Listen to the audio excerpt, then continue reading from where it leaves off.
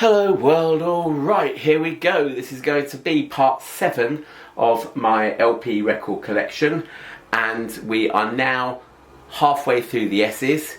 Those of you who are very observant will know that the next record that I'm going to show is out of place, because the last record I put up was Paul Simon's Graceland, and here we are on Shack. Here's Tom with the Weather. This is a lovely album. I also have HMS Fable, but that's on CD. HMS Fable is brilliant if you just want a party. This one is much more chilled out. Very, very reminiscent of Love and Arthur Lee. Now we're back in sync here. This is Nina Simone's Forbidden Fruit. This is very, very beautiful. This is a reissue in mono. It's just fantastic, and yeah, I absolutely adore it. Simply Red picture book from 1985. Contains Money's Too Tight to Mention. What else does it contain? Come to My Aid, Holding Back the Years. Absolutely fantastic. Haven't played it for a little while. Maybe that's going on my record player next. It's lovely.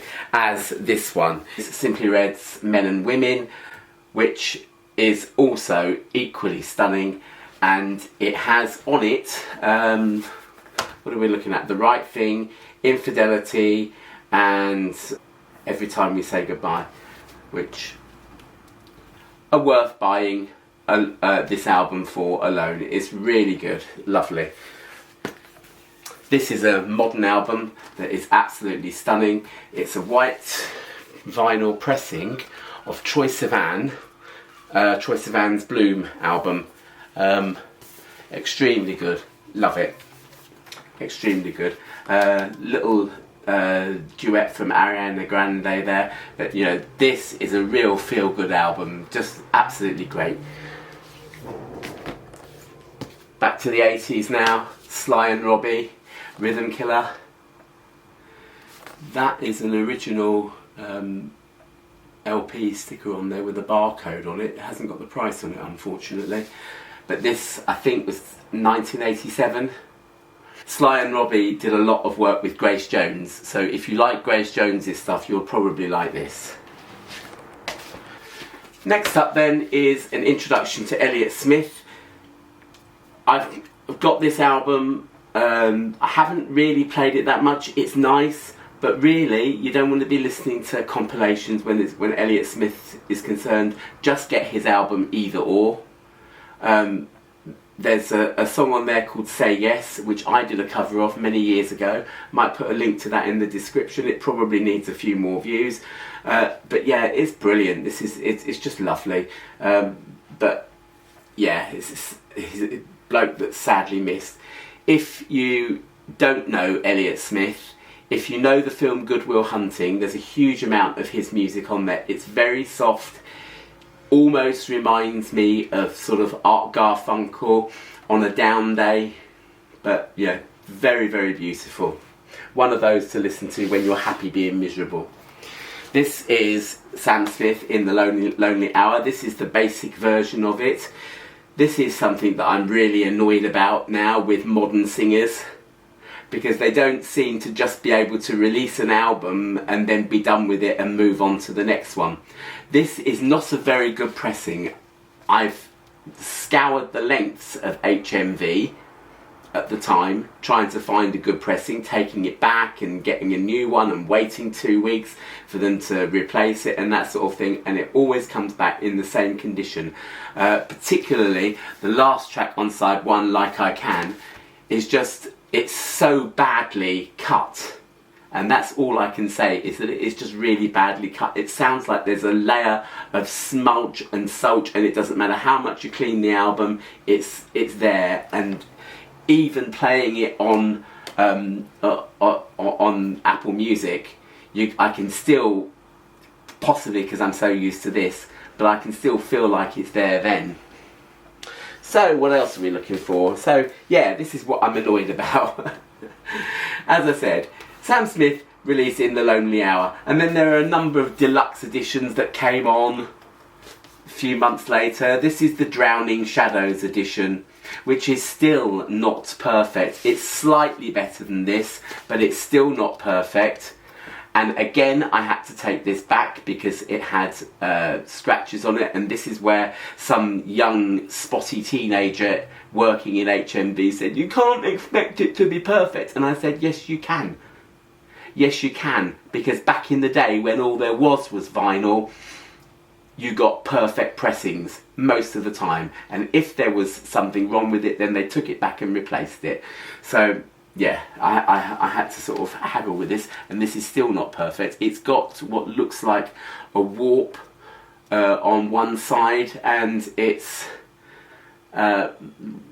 plays okay, just about, but you can then sort of, you can see your stylus and your tone arm trying to struggle, and if you had anything less than a Riga P3 or something, I can imagine that those kind of record players would have quite a lot of trouble playing it.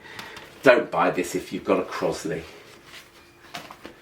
These two are CCM records, Christian contemporary music ones.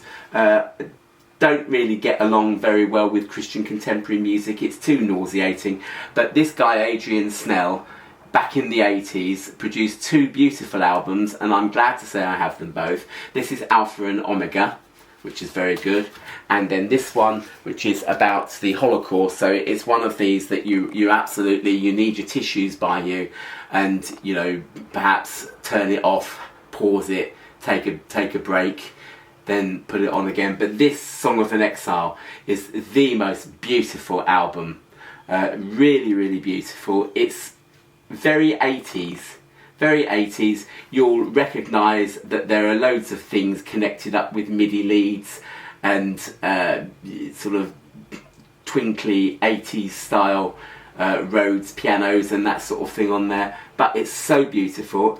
We get to a track called If I Were, and what do we get?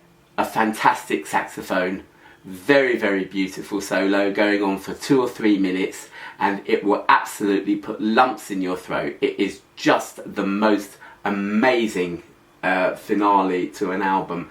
And yeah, this picture here I think is called I Never Saw Another Butterfly. It's very, very sad, very, very sad, but necessary, I think. Here we have a copy of Born in the USA by Bruce Springsteen. This has come from a second-hand store. Back in the day when I first got and started collecting vinyl very seriously, and I got my gold ring, I thought you had to have this album. It's very rock and roll highway, as we know.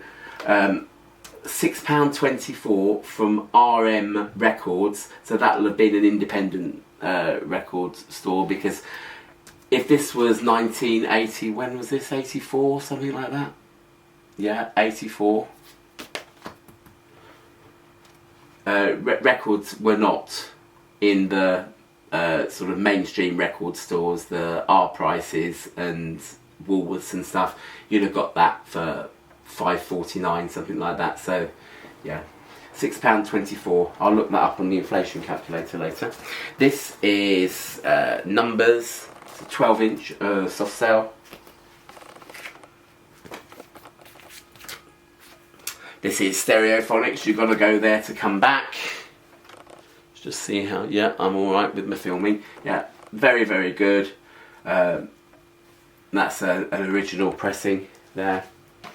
This is The World of Cat Stevens. It says it's on Decca, but I thought he was on Pi. But I was wrong then, wasn't I? Because he's on Decca. This is prior to his change to Island Records and all of those, Ride on the Peace Train and Father and Son, and you know, his sort of major output that we know him for. It's got Here Comes My Wife, Matthew and Son, very, very 60s sort of thing. You can imagine someone like Lindy from Gimme Gimme Gimme walking down the street in Hackney listening to listening to some of this stuff. It's a little bit cringy, but there are some beautiful ones on here. Granny's good. Matthew and Son. I love my dog more than I love you. And the first cut is the deepest, which is just amazing. And you know, if you need a copy of the first cut is the deepest, you could do worse than getting this album. It says it's stereo. There's an awful lot of fake stereo on here, which I don't like. I'd much rather have it in mono. It sounds more powerful in mono than some vague sort of stereo whatever. This is the one that you want if you just want Cat's greatest hits from the 70s. Very, very good. Wild World, as I say, Peace Train, Father and Son, etc. The Old Schoolyard. Yep. This is Rod Stewart, Never a Dull Moment. These kind of covers, these sort of artistic kind of, I suppose, caricature style covers were really all the rage in the mid-70s. Even this one here from Cat Stevens, that's pretty sort of caricature-y, and yeah, I mean, I showed Jerry Rafferty last time, and yeah, it's very similar. But this one, what have we got on here? True Blue, Los Paraguayos, Mama You've Been on My Mind, Italian Girls. It's been a while since I've listened to this, but You Wear It Well, I'd Rather Go Blind, and Twisting the Night Away. Absolutely amazing. You Wear It Well is my favourite ever Rod Stewart song, and I think it's brilliant. But yeah, it's a nice album. And then the best of Rod Stewart here, probably more people's cups of tea, contains the said You Wear It Well. I've shown this on one of my videos before.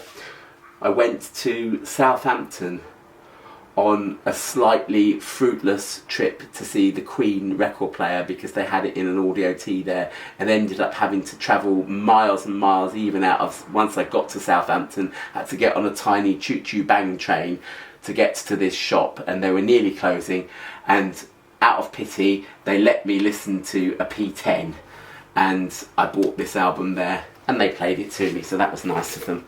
Right, this is the Rod Stewart Atlantic Crossing. This is Sailing. Just a whole load of other cover versions on here. Rod Stewart is, you know, you might think that, oh, he writes his songs, but he doesn't. He writes a few of his own songs, but in general, they're cover versions. Even Sailing is a cover version. And this is A Night on the Town. The Supremes, Meet the Supremes. Original album plus bonus single.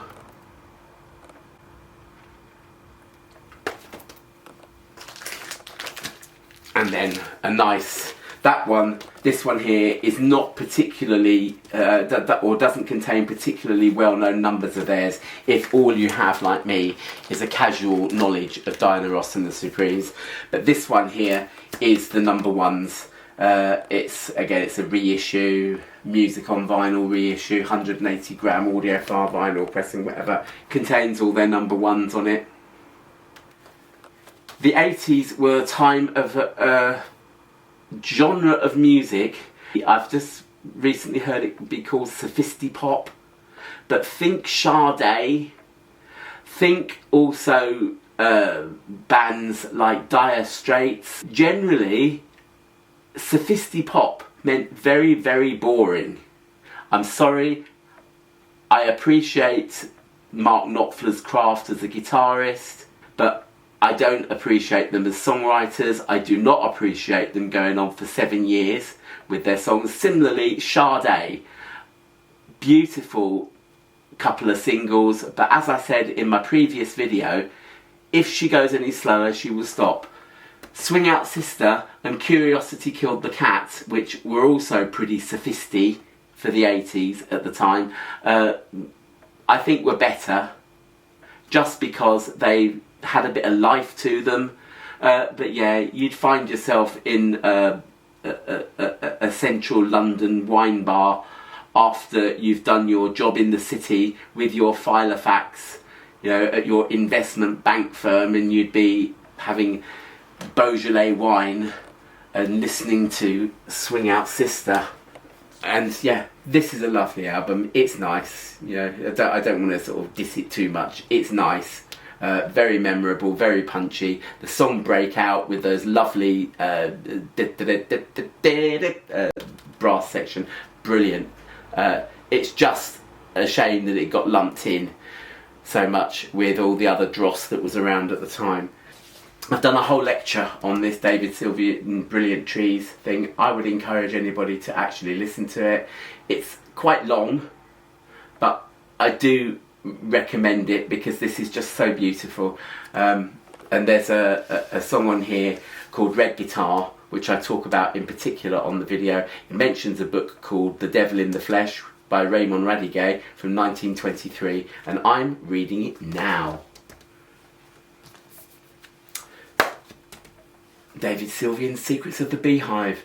Probably David Sylvian's most accessible work yet. I've got most of his stuff on CD. Or I had a ton of it on cassette as well. So these are my sort of token vinyls to David Sylvian, but both very, very beautiful. My favourite David Sylvian album is Gone to Earth, which I have on CD, but it's also on Apple Music in a slightly extended version, couple of bonus tracks on the end of the first album, but is very, very nice. So Gone to Earth by David Sylvian is great, but either of these two as well, brilliant. Secrets of the Beehive, wonderful. Contains as a bonus track Forbidden Colours with Ruchi Sakamoto, which you'll know from Merry Christmas Mr. Lawrence, very nice. Sweet Baby James from James Taylor, brilliant. And James Taylor Greatest Hits Prime Cuts, our price £3.29. Don't know when this compilation was made. 1976. But I'd imagine that Prime Cuts is basically Warner's version of Nice Price, and so it will be from the mid-80s. £3.29. I'll look that up and see what the equivalent of that was for about 1985. Right, we've got a bit of a sleeve coming out here. This is The Hurting, my favourite ever Tears for Fears album. I can't listen to it that often though, because it really resonates with me and I get too emotional listening to it. But I first heard this age 15. Me and my friend had a group called the Liquid Engineers, and we did a very, very bad version of Change, and that's from here. What else have we got here? Mad World, for example.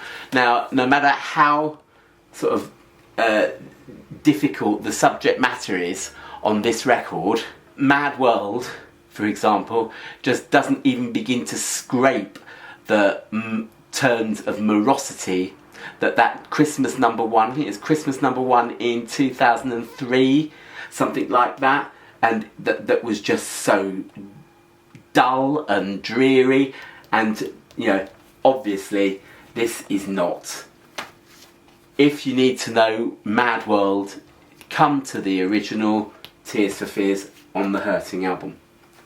And here's another Tears for Fears that we have. I've got two of them. Songs from the Big Chair from 85, end of 84, 85. Can actually remember buying this from Woolworths. Very good. Everybody Wants to Rule the World, Mother's Talk, Head Over Heels and Shout are the main tracks from there. Brilliant. This is The Seeds of Love. Again, absolutely excellent. Although The Hurting is my favourite, this one is the one that I play the most, and it has a couple of wonderful numbers from Alita Adams on there, well, where she's performing. Woman in Chains, for example, and what's the other one called? The Bad Man song. where she does some fantastic jazz piano work that I could never in a million years even think about replicating. 10,000 Maniacs, Blind Man Zoo. Introducing the Hardline according to Terence Trent D'Arby. This album is still available, but Terence Trent D'Arby changed his name to something like Sananda Maitreya, something like that. So if you want this album, I suggest probably Googling it first of all to find out what its new name is. He also had this little sign here, a bit like Claude Debussy, on and he said that's what he was inspired by, that Claude Debussy had a little squiggle on there that was basically his initials that he put on every single piece of sheet music, and he wanted to do the same. So this is very much in that same vein. You probably can't see it very well, but that's all changed as well. So, but the album itself is as it was. And it's absolutely brilliant. If You Let Me Stay, obviously. Sign Your Name, which was a What Hi-Fi test track when CD came out. I've talked about this album an awful lot. I made a very long video about it, I seem to remember, a few years ago. This is a Terence Trent D'Arby. I didn't even realise I had this. Oh my lord. Oh my gosh, it's a Sign Your Name picture disc. I totally wiped this from my memory, but it's a 4-track 12-inch. It's Under My Thumb and Jumping Jack Flash, Sign Your Name, Crazy something or other, which I can't read the writing of, and the full 12-inch version of Sign Your Name on the B-side. But I had absolutely no idea that I had that. So that must get a clean, and I must actually listen to that because it's obviously unplayed. Steely Dan Greatest Hits. I think I just acquired this from someone else's record collection. An ex-colleague of mine, I seem to remember. I've played it a little bit. From Disc Jockey, it cost £5.79 for a double, which would have been very reasonable. 1978. So it's another one I have to look up. What are we looking up? 629 from 85. We'll do that other one, the James Taylor 329 from 85, and we'll look at this one, 579 from 78. Okay, this is Harry Styles. Very pretty. Lovely album as well. Sign of the Times, very nice. Not to be confused with the Prince album, Sign of the Times, which is equally good. Oh, the Supremes A Go-Go, so that is in totally the wrong place. Again, I did a little review of the Supremes A Go-Go. I'll put that in the right place later. 10cc, I've got a few other 10cc albums as well. This is sheet music. It's okay. It's good. It has the Wall Street Shuffle on it, which I like. But having said that, the thing about 10cc is that they produce good singles that were just about epic enough, but the single as a format would not let them produce songs that sort of drag on for too long. And although this album doesn't really have sort of too much self-indulgence about it, certainly later albums did. The one that's got Life is a Minestrone and I'm Not in Love on it is just absolutely, it just goes on and it's just really bizarre, and yeah, but that's okay. You're safe with it, except expect to find a few 1970s style references to people of different colours and different races. Not anything that, you know, where they use abusive words or anything, but yeah, there's one which Hotel, Let's Buy a Hotel, and O Effendi, which I think are just slightly on the prejudice side, but you know, the way that Love Thy Neighbour or Man About the House sort of sometimes went into mild prejudice in the name of comedy, as it were. This is Third World, Rock the World. The Thrills, So Much for the City, bought round about the same time as I bought Stereophonics as well. This is a really good album from the early noughties. Santa Cruz, Big Sur, One Horse Town, just really, really good. There's something, I mean, I think they were Irish, but there is something about how there's a connection between sort of indigenous American country music and Americana and the kind of Gaelic forms of music, and yeah, these sound like they're from America even though they're not. Actually, not that one first. The Thompson Twins. Quick Step and Sidekick. Very 1980s. They had this album, Into the Gap, where just about every single song from it got released, and then they kind of went into obscurity, and by 1986-87, if you said I like the Thompson Twins, you'd have been laughed at. Right, and it's a bit of a shame. He's still performing now under the name of the Thompson Twins. That's Tom Bailey there. This guy left, Joe Leeway. These two were married. Annabella, what's her name? Annabella Curry, something like that. Yeah, I don't think they're married now. I don't feel any embarrassment listening to it now, but certainly back in the day, yeah, they were good while they lasted. Another sophisti-pop woman, Tanita Tikaram, Ancient Heart. This is a beautiful album though. Yeah, some of these sophisti albums, this is slightly folky, slightly Celtish as well, and very, very nice indeed. Love it actually. But yeah, you would still find the Wine Bar set. Listen to that. Haha. Back in the day when I was a professional Gary Newman fan in the early 80s, he had a support group called Tick and Tock, which nowadays, you know, we obviously know TikTok, but this is a completely different thing. They were creative dancers, mime artists. They could nearly hold a tune, so they sang some songs as well. What have we got here that we will know?